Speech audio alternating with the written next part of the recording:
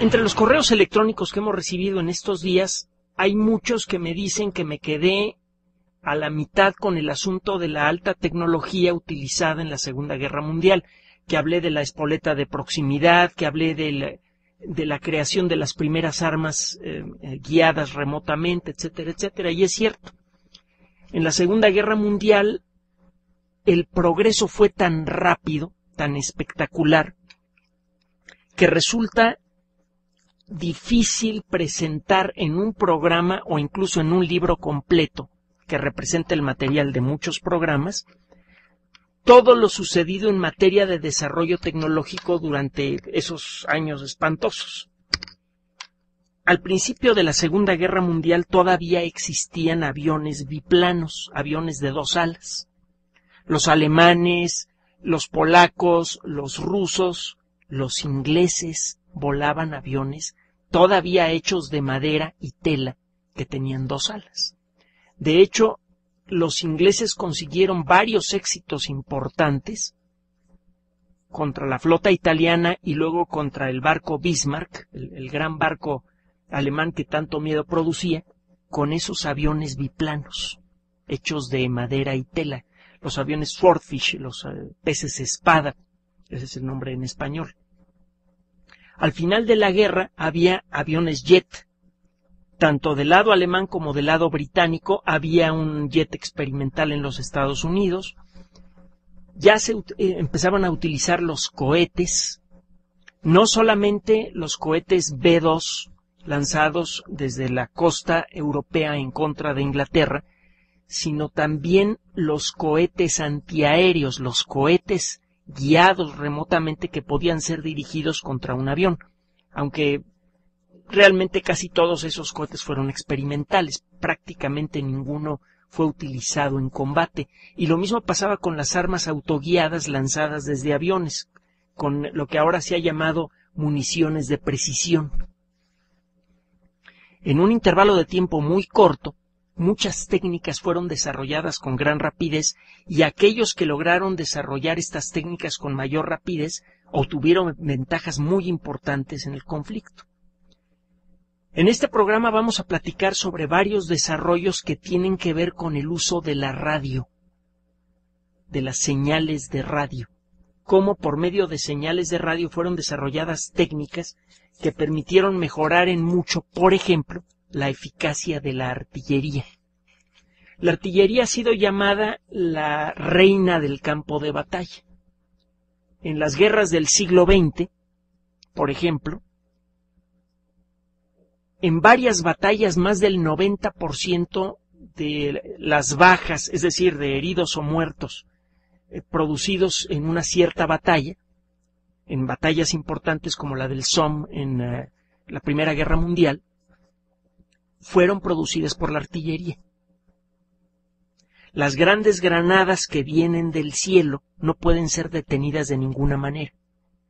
Pueden llevar una gran cantidad de explosivo y se les puede programar para que estallen a cierta altura sobre el suelo. Al hacerlo, al explotar a cierta altura sobre el suelo, bañan una zona muy grande con metralla. Y no importa lo que haga el soldado, si está metido en una trinchera, si está corriendo, da lo mismo. De todas maneras recibe esa metralla encima. La idea de hacer detonar una granada de artillería cerca del blanco para destruirlo es vieja. Desde la época de las guerras napoleónicas se utilizaban, incluso desde antes se utilizaban algunas granadas que tenían una mecha corta que había sido calculada para acabarse antes de que la granada cayera al suelo y para que ésta pudiera explotar en el aire y producir ese efecto. El problema es que las granadas tendían a explotar cuando se les antojaba, no cuando debían. No siempre producían el daño que uno buscaba. En la Primera Guerra Mundial quedó claro que las granadas tendrían que mejorar mucho sus características para poder enfrentar la nueva amenaza de los aviones. Los aviones en la Primera Guerra Mundial se movían a 150, algunos quizá rebasaban los 200 kilómetros por hora, y a pesar de esa velocidad tan baja resultaba muy difícil atinarles cuando volaban a gran altura. Los desarrollos tecnológicos que se prometían para la década de los 20 y los 30 sugerían que el pegarle a un avión moderno con una granada podría resultar casi imposible. Incluso se llegaron a desarrollar filosofías militares, como la de un teórico bien conocido, Dauhet, que decía que los bombarderos del futuro iban a ser tan grandes, tan rápidos e iban a volar a una altura tan considerable que no iban a ser alcanzables ni por la artillería ni por los aviones de combate. Los bombarderos siempre podrían penetrar las defensas del enemigo y siempre podrían bombardear impunemente países enteros. La teoría era que las guerras del futuro se decidirían desde el aire sin que los ejércitos tuvieran que intercambiar un solo tiro. Los bombarderos podrían llegar a los centros de producción, a las ciudades enemigas, a la capital, y destruirla desde el aire con toda impunidad. Esa era la idea. En todos los bandos de lo que luego fue la Segunda Guerra Mundial comenzó un esfuerzo por desarrollar mejores sistemas de artillería capaces de pegarle a un avión que se mueve probablemente a 400, 500 kilómetros por hora y a una altura de 6, 7, 9 mil metros. Si se pone a pensar con cuidado, parece un problema insoluble. La idea que tuvieron en Inglaterra fue, bueno, no es necesario pegarle de lleno con una granada a un avión para deshacerlo. Los aviones son muy vulnerables, son objetos frágiles. No pueden llevar mucho metal para protegerse, porque serían demasiado pesados y no podrían volar.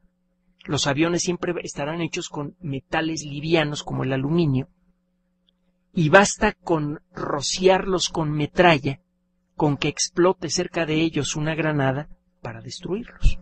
¿Cómo conseguir que una granada detecte cuándo está pasando cerca de un avión para explotar y bañarlo con metralla? Se lo cuento al regreso del siguiente corte. Continuamos en el explicador @mbs.com con una copia a elexplicador@yahoo.com.mx. Ideas a la práctica.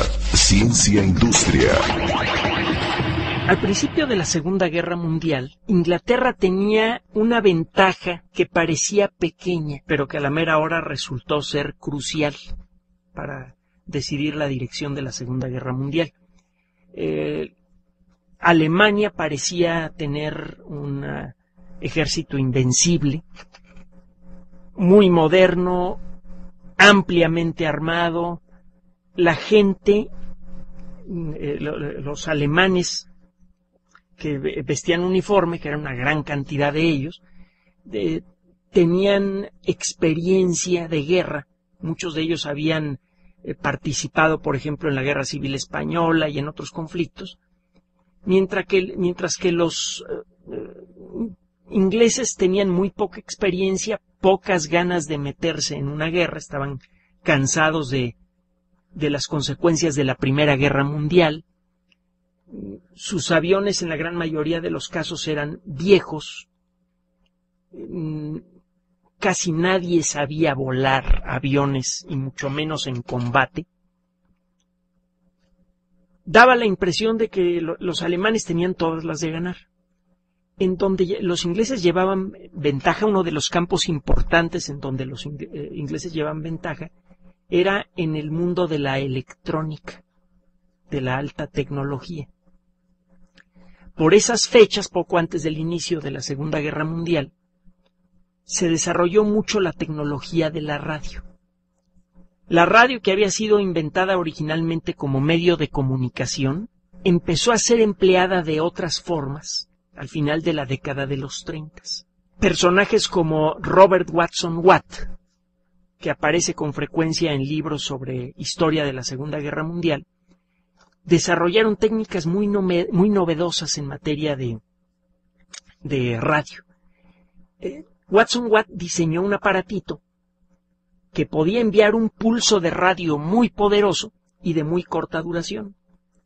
Este pulso de radio rebotaba contra cualquier objeto metálico cercano. Con la ayuda de una antena especial y de un sistema electrónico que en aquella época era increíblemente avanzado, Watson Watt podía medir el tiempo, la pequeñísima fracción de segundo que pasaba entre que enviaba la onda de radio y se recibía el eco producido por un avión que volaba a gran altura y a varias docenas de kilómetros de distancia. Acuérdese que la luz viaja muy rápido, aunque el avión se encuentre a 50 kilómetros de distancia, el tiempo que le toma a las ondas de radio ir hasta allá y regresar, el tiempo que le toma a las ondas de radio recorrer 100 kilómetros es chiquitito. Bueno, Watson Watt diseñó una técnica que podía detectar el débil rebote de la señal de radio producida por un avión a 100 kilómetros de distancia y además podía medir el tiempo exacto que había pasado desde que se había enviado la onda de radio hasta el momento en el que esa onda era detectada por la antena. Con eso se podía calcular la distancia, en inglés ranging. Si la antena tenía la forma apropiada y si uno contaba con el sistema electrónico apropiado, uno no solamente podía medir la distancia a la que se encontraba el objeto que rebotaba las ondas de radio, sino que además podía calcular su posición en el cielo. A la técnica que desarrolló Watson Watt se le llamó Radio Detection and Ranging, es decir, detección por medio de ondas de radio y cálculo de distancia.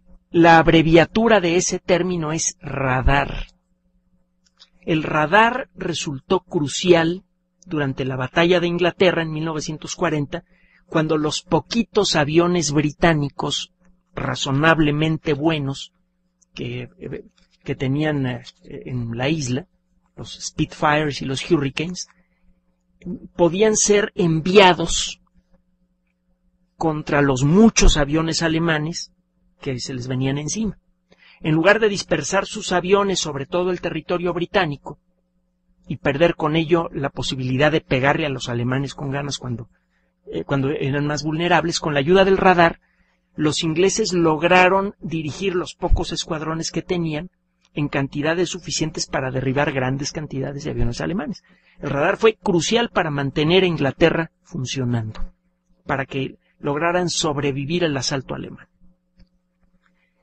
Otra técnica que fue desarrollada por personajes menos conocidos, ya le dije que Watson Watt aparece en todos los libros sobre historia de la Segunda Guerra Mundial que se respeten. Otros personajes como Sir Samuel Curran desarrollaron un sistema parecido. Agarra usted una granada de artillería. Esto que le voy a contar no es ningún secreto, tiene 60 años o más. Agarra usted una granada de artillería y le pone 2 antenitas, una batería y un transmisor de radio. Y algunas cosillas más. Y desde luego un montón de explosivo. La dispara usted. La granada empieza a viajar a gran velocidad y de la punta empiezan a salir ondas de radio con una frecuencia muy exacta. Cuando se acerca usted a un objeto metálico o al suelo, ese objeto empieza a rebotar las ondas de radio. Usted detecta ese rebote, que se va haciendo más y más intenso. Cuando la intensidad de ese rebote rebasa un cierto límite que usted puede programar, la granada explota. Hay algunos detallitos que están involucrados con el efecto Doppler del que ya hemos hablado antes. No los voy a mencionar ahorita para poder tocar los otros temas que tenemos pendientes para el programa de hoy, pero el hecho es que de la nariz de esta granada está saliendo un pulso de radio con una frecuencia muy constante. Y tiene una antenita que recibe nada más ondas de radio de ese tipo. Usted empieza a recibir esas ondas de radio y es en su antenita y se van haciendo más intensas según se va acercando a usted. Si programó correctamente la espoleta de la granada, esto se hace con una palanquita, con una tuerca, poco antes de lanzar la granada, usted puede hacer que la granada estalle, digamos, cuando está a una distancia de 10 metros o menos de un avión, o a 10 metros o menos del suelo. Usted puede calibrarlo. La granada tiene una tuerca calibrada. y usted decide a qué distancia del objetivo quiere que estalle la granada. Si la granada estalla lo suficientemente cerca de un avión, como los aviones están hechos, le decía yo, de materiales muy frágiles, lo más probable es que la granada dañe severamente al avión y la tripulación tenga que abandonarlo, o va usted a tumbar al avión. Estas espoletas de proximidad permitieron mejorar en mucho la efectividad de la artillería, que ya de por sí era devastador. El resultado fue que se hacía posible derribar aviones, incluso las famosas bombas volantes B-1, que volaban a gran velocidad, con relativa facilidad desde tierra. La espoleta de proximidad fue probablemente el invento basado en la radio más importante de la Segunda Guerra Mundial después del radar. Al regreso del corte, otros desarrollos tecnológicos de alta tecnología de hace 60 años. Continuamos en el explicador @mbs.com, con una copia a elexplicador@yahoo.com.mx. Ideas a la práctica. Ciencia Industria. Me faltaba comentarle algo sobre las espoletas de proximidad, sobre estas granadas que explotan cuando sienten que su blanco está cerca. Se desarrollaron varias técnicas diferentes con el paso de la Segunda Guerra Mundial.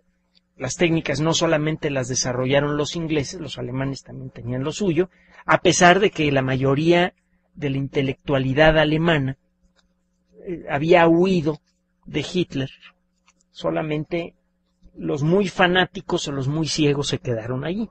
Bueno, fueron desarrolladas, por ejemplo, minas que se vienen usando desde la Segunda Guerra Mundial, que funcionan por magnetismo, ya se lo había comentado en otra ocasión, las minas magnéticas. Cuando detectan algún objeto metálico grande, cuando un objeto metálico grande pasa encima de ellas, el campo magnético generado alrededor de la mina es distorsionado. Cuando esta distorsión alcanza un cierto límite, la mina explota. Si usted hace el cálculo apropiado, la mina explotará debajo de un barco y lo puede hundir. Las granadas de artillería que se llegaron a utilizar en la Segunda Guerra Mundial con espoletas de proximidad llegaron a ser relativamente pequeñas. En la mayoría de los casos, la artillería que se usaba en la Segunda Guerra Mundial, con algunas excepciones así muy particulares, normalmente tenía un diámetro de 15 centímetros o menos. Si las granadas tenían 15 centímetros, 155 milímetros o menos, en la gran mayoría de los casos. Se llegaron a desarrollar algunas espoletas de proximidad para armas de 4 centímetros, que disparaban balas de 4 centímetros de espesor, que son relativamente pequeñas para ser balas de cañón. Otro desarrollo más delicado, más importante, que comenzó en la Segunda Guerra Mundial y que no llegó a desarrollarse por completo, fue el de las municiones guiadas con precisión.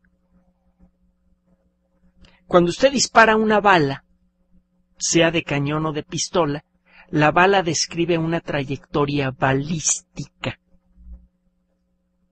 La bala, una vez que sale de la boca del cañón, ya no la controla usted. Sigue una trayectoria que depende de varias cosas. ¿Para dónde está usted apuntando el cañón? ¿Con qué velocidad sale la bala? ¿Y cuáles son las características del aire que encuentra en su camino?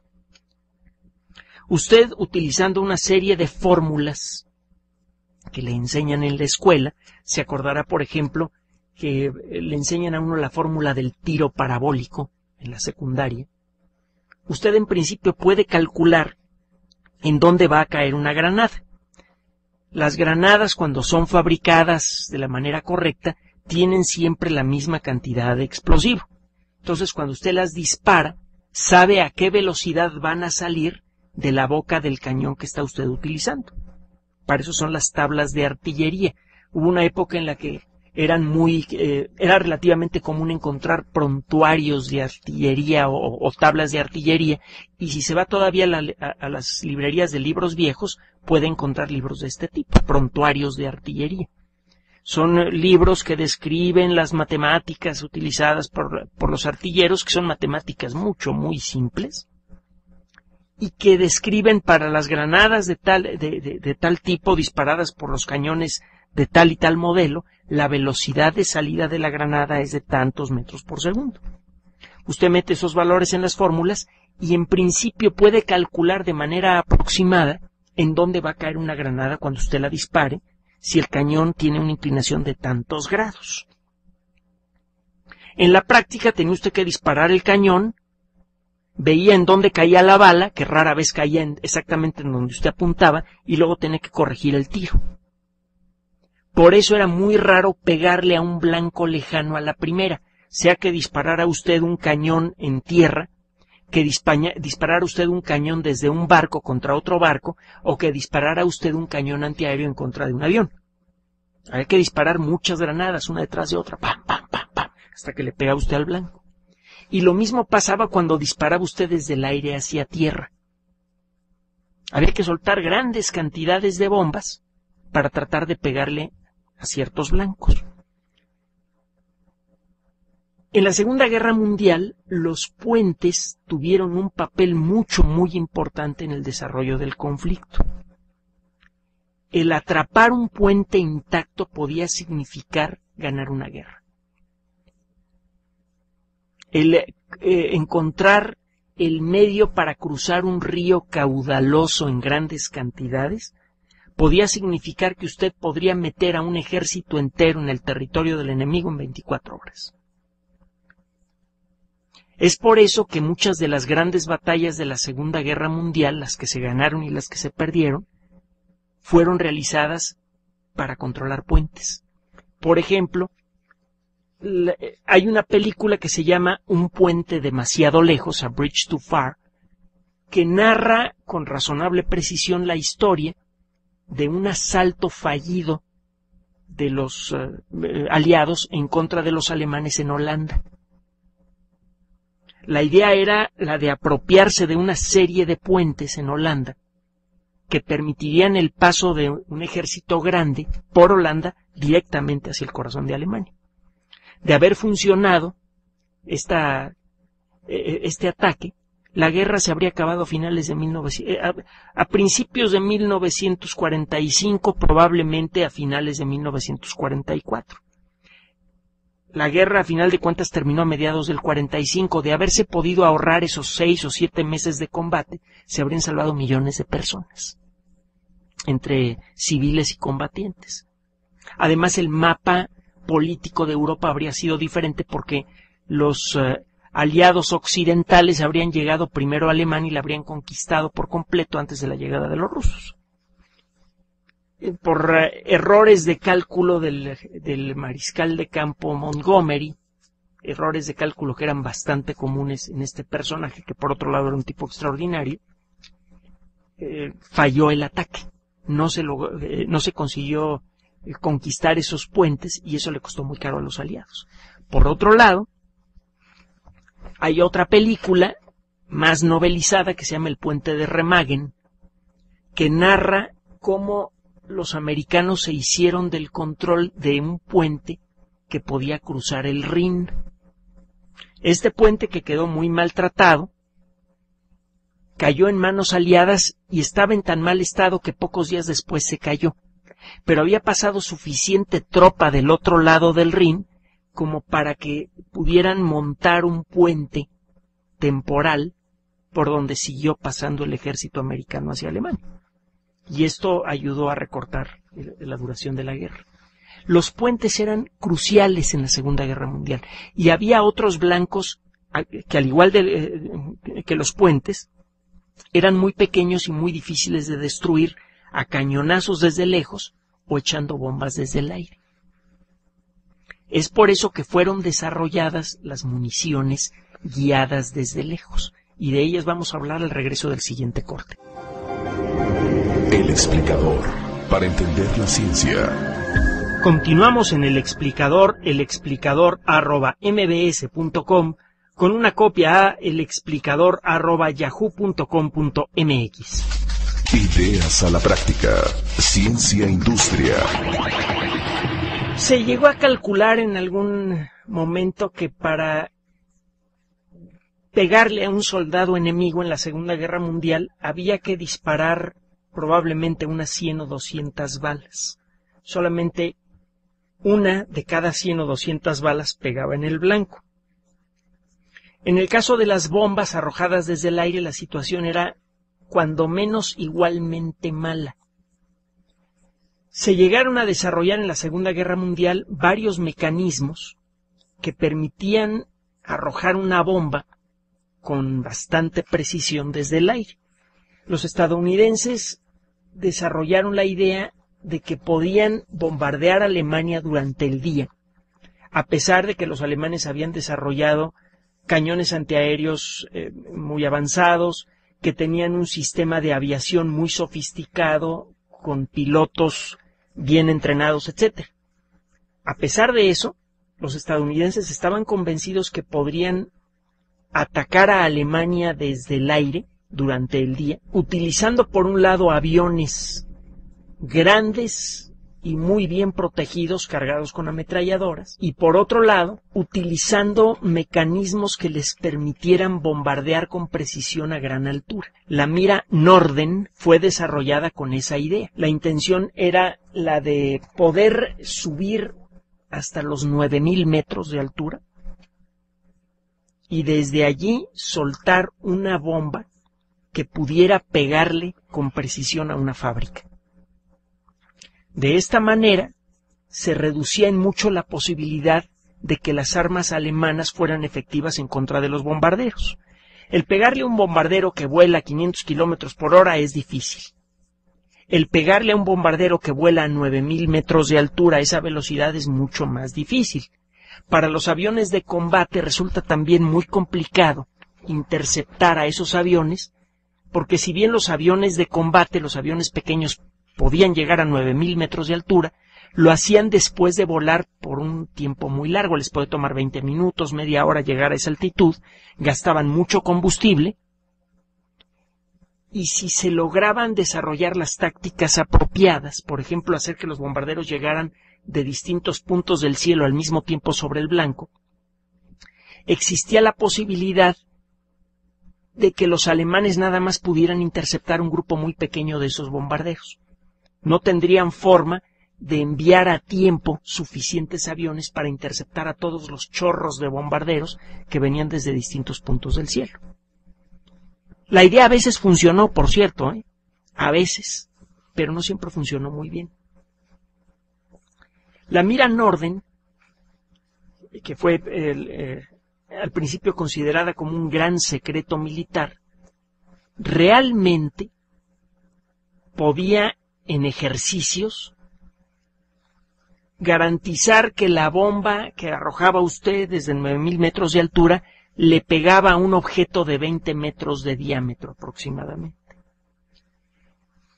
Pero la realidad es que en la gran mayoría de los casos las bombas caían con un error de 300, 500 metros o más. Y eso es la diferencia entre destruir una fábrica o nada más romperle los vidrios, entre hundir un barco o nada más bañarlo con agua, entre destruir un puente o simplemente revolcar las rocas del río cercano. La mira Norden solamente era efectiva en ciertas circunstancias, cuando era utilizada contra blancos que no se movían, en cielo completamente despejado. Se necesitaban juntar muchas circunstancias para que la mira Norden fuera realmente efectiva. ¿Cómo destruir un blanco pequeño de importancia estratégica? ¿Cómo destruir, por ejemplo, un puente?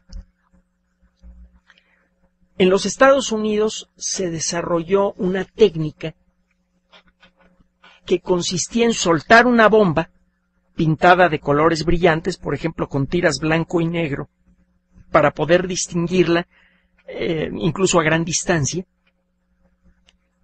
Y la bomba tenía una antena de radio y unos pequeños motores que podían mover las aletas de la cola de la bomba. Usted empezaba a volar en dirección al puente que quería destruir, basándose en la altura y en la velocidad de vuelo, usted decidía en qué momento había que soltar la bomba, y luego el bombardero, la persona encargada de soltar la bomba, seguía la trayectoria de la bomba según caía al suelo, y con una palanquita o con un interruptor enviaba señales de radio a la bomba para que se desviara hacia la derecha o hacia la izquierda. Existe una medida para calcular la posición de un objeto en el cielo. Se llama la medida azimutal. Necesita usted 2 datos para localizar la posición del Sol en el cielo por la técnica azimutal. El primer dato es el azimut. ¿A cuántos grados hacia la derecha en dirección al este se encuentra el Sol? Y la segunda medida es la altitud. ¿A cuántos grados, por ejemplo, si está directamente sobre el punto cardinal este, a cuántos grados sobre el punto cardinal este se encuentra? Azimut 0 es directamente hacia el norte. Azimut 90 es el punto cardinal este. Azimut 180 es el punto cardinal sur. El azimut es una medida de desviación horizontal a partir del norte, en pocas palabras. La bomba utilizada por los Estados Unidos solamente se podía mover en el plano del azimut. Se podía mover hacia la derecha o hacia la izquierda, eso sí lo podía controlar el bombardero. No podía controlar qué tan rápidamente se clavaba en el suelo la bomba y mucho menos podía evitar que la bomba siguiera cayendo. Si una vez que se soltaba la bomba seguía su trayectoria hacia el suelo con una velocidad que siempre iba acelerando hasta que la bomba alcanzaba lo que se llama su velocidad terminal, hasta que la resistencia del aire impedía que la bomba acelerara más. A partir de ese momento la bomba caía a velocidad constante hacia el suelo. El bombardero tenía que calcular muy bien en qué momento soltaba la bomba para que ésta estuviera a la altura apropiada para pegarle al puente que le quería pegar. Pero a lo mejor la bomba salía hacia la derecha o hacia la izquierda. Con la ayuda de este sistema, usted podía desviar la bomba hacia la derecha o hacia la izquierda. La podía mover en azimut. Es por eso que a este sistema se le llamó AZON con Z, Azimut Only, solamente azimut. Un sistema que permitía controlar la caída de la bomba, pero solamente en la dirección derecha o izquierda, solamente en dirección azimutal. Al regreso del corte, más sobre esta tecnología y otras parecidas. El explicador.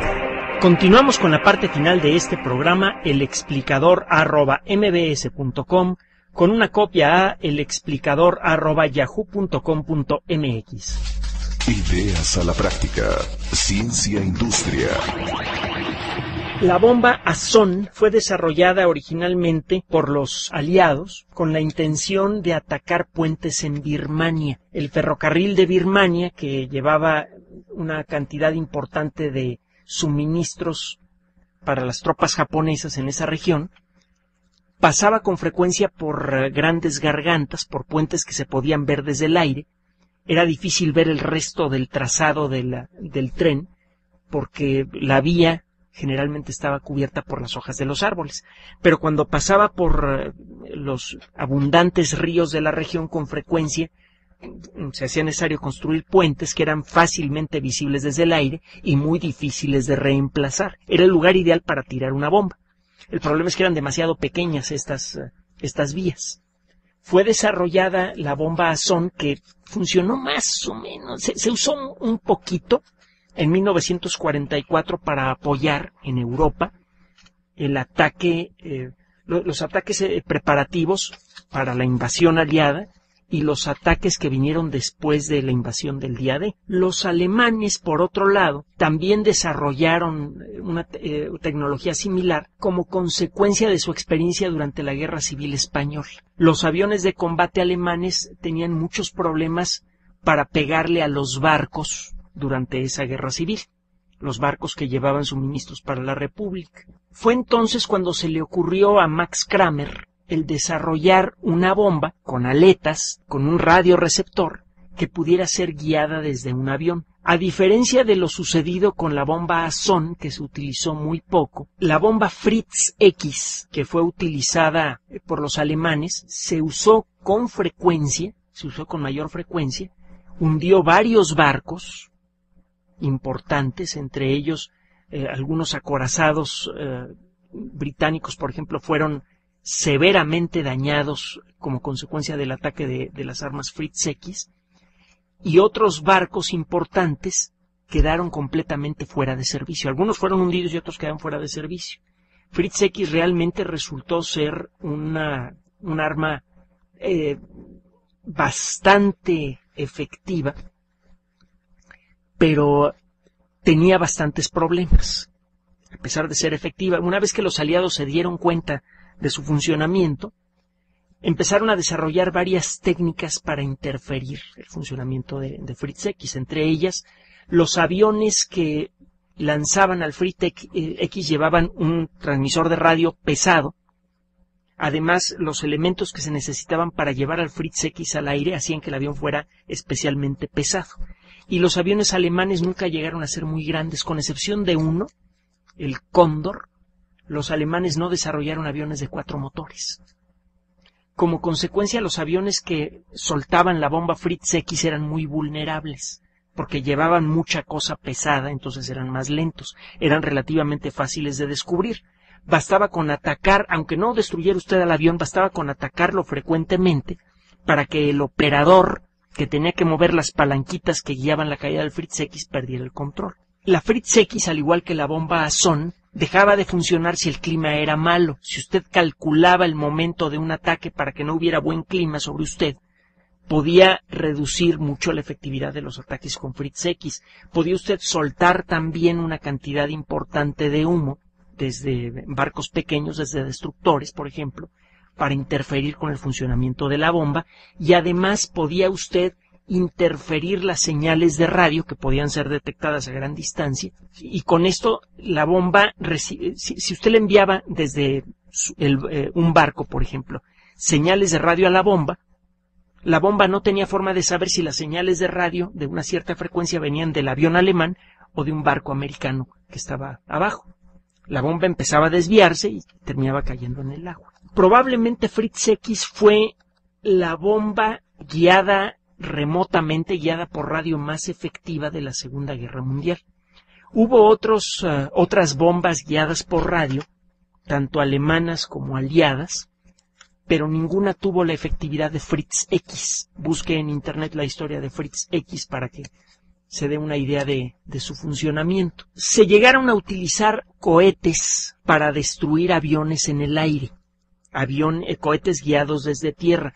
Quienes desarrollaron primero estos cohetes fueron los estadounidenses, con la intención de derribar a los kamikaze. Los kamikaze empezaron a producir daños importantes, a pesar de que al principio los ataques no eran muy abundantes, más de un año antes del final de la Segunda Guerra Mundial. Según los americanos se acercaban a territorio japonés, la intensidad y frecuencia de los ataques kamikaze se hacía mayor. Se llegaron a desarrollar algunos cohetes experimentales lanzados desde los portaaviones que eran guiados con una palanquita. En los cohetes, al igual que en la bomba Azón, en el Fritz X y en otros sistemas guiados a distancia, se ponía una centella, se ponía un objeto luminoso, podía ser un foco, podía ser un sistema químico, que emitía una luz muy intensa. De esta manera usted podía ver un puntito luminoso por donde iba el cohete y podía usted guiarlo con una palanquita. Los cohetes guiados por radio, utilizados por los Estados Unidos, nada más se usaron en un par de ocasiones en la guerra, con un éxito relativamente aceptable, pero nunca se llegaron a desarrollar en cantidades suficientes para hacerse efectivos porque se acabó la guerra. Hubo muchos desarrollos importantes de alta tecnología en la Segunda Guerra Mundial, algunos de ellos relativamente menores, como los cohetes guiados por radio desde tierra. Los alemanes desarrollaron un sistema que se llamaba Wasserfall, que significa cascada, por ejemplo, y fue uno de varios sistemas experimentales capaces de lanzar cohetes guiados desde tierra que podían pegarle a un bombardero que volaba a gran altura. El Wasserfall y otros similares eran guiados por radar. Usted le apuntaba con un radar al avión, mantenía al radar apuntado hacia el avión y lanzaba el cohete, y el cohete recibía señales de radio que lo mantenían adentro del camino de su onda de radar. Usted le apuntaba con el radar a un objeto, disparaba el cohete se metía en el rayo de radar y se mantenía allí hasta que le pegaba su blanco. Este tipo de técnicas, que luego fueron utilizados después de la Segunda Guerra Mundial, se usaron tan poco que no tuvieron ninguna efectividad, no alteraron de una manera significativa la trayectoria de la guerra, pero sí sirvieron para establecer muchos de los sistemas de armamento que incluso en el mundo moderno siguen siendo utilizados por los ejércitos modernos de muchos países. Hemos arañado en esta hora algunas historias relacionadas con el uso de la alta tecnología, en particular de la tecnología de radio en la Segunda Guerra Mundial. Recuerde que el programa lo hace usted con su opinión, que el programa lo construye usted con lo que usted pide. elexplicador@mbs.com, con una copia a elexplicador@yahoo.com.mx. Sigue escribiendo, síganos diciendo qué quiere escuchar en este programa y pasen una bonita noche. Nos despedimos María de Los Ángeles Aranda y Enrique Gane.